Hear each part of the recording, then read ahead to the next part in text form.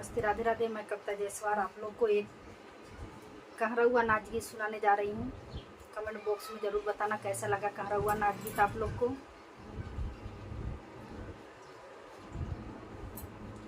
कजरा लगा मन रतनारी बलमय किया हो छाया किया हो गोबारी।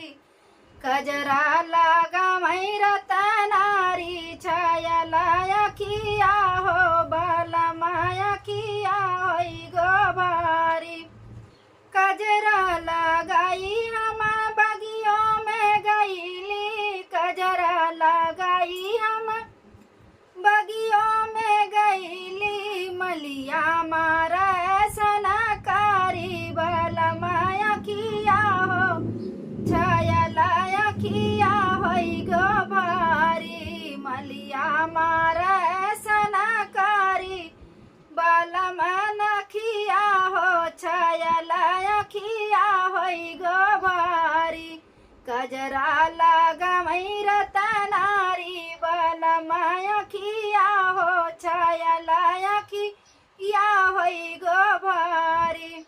कजरा लगाई कुआनों पे गईली, कजरा लगाई कुआनों पे गईली। महारा मारा लसनकारी गा महारा मारा नजारी बलमय किया हो छाया लाया किया हो गोबारी। कजरा लगा मई रतनारी बलमय किया हो छाया लाया किया हो गोबारी। कजरा लगाई हम बाजार में गईली, कजरा लगाई हम बजरियों में गईली। सोनरा मारा लसनकारी बलमय किया हो छाया लाया किया हो गोबारी। कजरा लगा मई रतनारी बलमय किया हो छाया लाया किया हो गोबारी।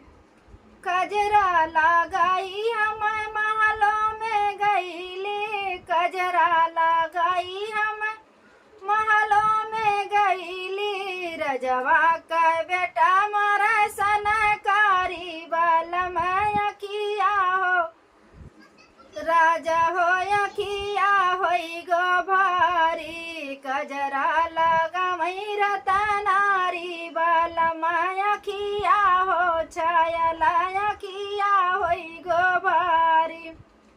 कजरा लगाई हम दुआरों पे गईली, कजरा लगाई हम दुआरों पे गईली। देवरा मारा नजर भारी बलमय किया हो सजनय किया हो छाया लाया किया हो गोबारी। कजरा लगा मई रतनारी बलमय किया हो छाया लाया किया हो गोबारी।